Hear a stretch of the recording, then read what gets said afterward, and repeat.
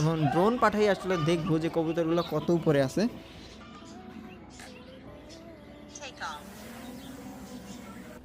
তো অনেকক্ষণ খোঁজাখুঁজির পরে ডাইনে বামে উপরে নিচে আমি কিন্তু একটা কবুতরকে দেখতে পাই। আসসালামু আলাইকুম ওয়া রাহমাতুল্লাহি ওয়া বারাকাতুহু। তো এই যে দেখেন দুইটা কবুতর আপনাদেরকে দেখাই।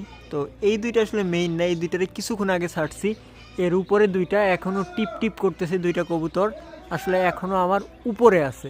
তো এখন আমি যেটা করব, ওই যে ড্রোন, এবং ড্রোন পাঠাই আসলে দেখবো যে কবুতরগুলো কত উপরে আছে। একটা আসলে ডেঞ্জার জোনের মধ্যে আছে। ডেঞ্জার জোন বলতে আসলে এখন বাজতেছে কয়টা এটাও দেখাই, 5:34 বাজে। তো আলোও বেশিক্ষণ থাকবে না। তো আমরা যেটা করব এখন আসলে উঠে দেখবো যে ওই কবুতরগুলো কত উপরে আছে। ভিডিও যাতে লম্বা না হয় এই জন্য এই সিনগুলো আমি অনেক স্পিড আপ করে দিয়েছি। এখন আমরা ড্রোনটাকে প্রায় 800 মিটার উপরে তুলবো এবং নিচে দেখতেছেন সেই আমাদের নিচের কবুতর দুইটা কিন্তু ঘুরতেছে। একটু ভালো করে লক্ষ্য করলে দেখতে পাবেন। তো এখন আমরা কিন্তু অলমোস্ট উঠিয়ে ফেলেছি। এখন আমরা কবুতরগুলোকে খুঁজবো। এখন আমাদের চারদিকে দেখতে হবে যে কবুতরগুলো আসলে কত উপরে আছে। আমরা যেহেতু 800 মিটার উপরে চলে এসেছি। তো অনেকক্ষণ খোঁজাখুঁজির পরে ডাইনে বামে উপরে নিচে আমি কিন্তু একটা কবুতরকে দেখতে পাই এবং ওই কবুতরটাকে ফলো করা শুরু করি। এখন আসলে ড্রোন থেকে প্রায় 800-900 মিটার উপর থেকে আসলে ক্যামেরাটা কন্ট্রোল করাটাও অনেকটা টাফ, বিশেষ করে যেহেতু এটা একটা ছোট রানিং অবজেক্ট। তো কিছুক্ষণ আসলে দেখার পরে দেখতে পেলাম যে আমাদের অন্য কবুতরটাও আসলে একেবারে ড্রোনের পাশ দিয়ে উঠতেছিল, কারণ ওই কবুতরের আগে পিছেও আমি আসলে ড্রোন উড়াইছি। এবং এই দৃশ্যটা দেখার পর আসলে মনের ভিতরে একটু ভালো লাগতেছিল, কারণ নিচ থেকে যে পরিমাণ কুয়াশা বা অন্ধকার হয়ে যাচ্ছিল, যার কারণ নিচ থেকে ওদেরকে কোনোভাবেই দেখা যাচ্ছিল না।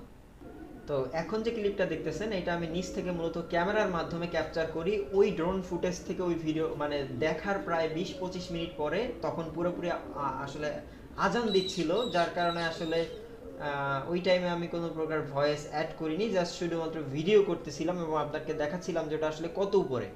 তো মাশাল্লাহ সেই উপরের দুইটার একটা কিন্তু সেফ জোনে চলে আসছে। এই যে একেবারে সেফ জোনে চলে আসছে। ক্যামেরা এর থেকে লাইট আর বাড়ানো যায় না, ঠিক আছে, এর থেকে ক্যামেরার লাইট আর বাড়ানো যাচ্ছে না।